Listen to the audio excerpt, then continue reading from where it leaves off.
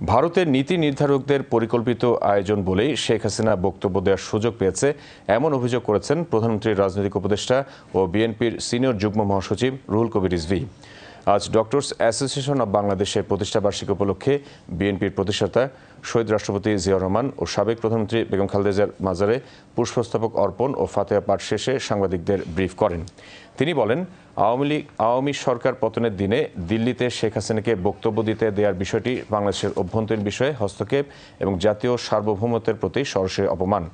ভারতে অবস্থানরত শেখ হাসিনাকে রাজনৈতিক বক্তব্য দেওয়ার সুযোগ করে দেওয়ায় তীব্র ক্ষোভ ও অসন্তোষ প্রকাশ করেন Ruhul Kabir Rizvi. Global journalist club of south Asia তাদের প্রোগ্রামে বক্তব্য রাখা হয়েছে। আমরা বিশ্বাস করি এইটি ভারতের নীতি নির্ধারকদের অ্যারেঞ্জমেন্টেই এই কাজটা করা হয়েছে।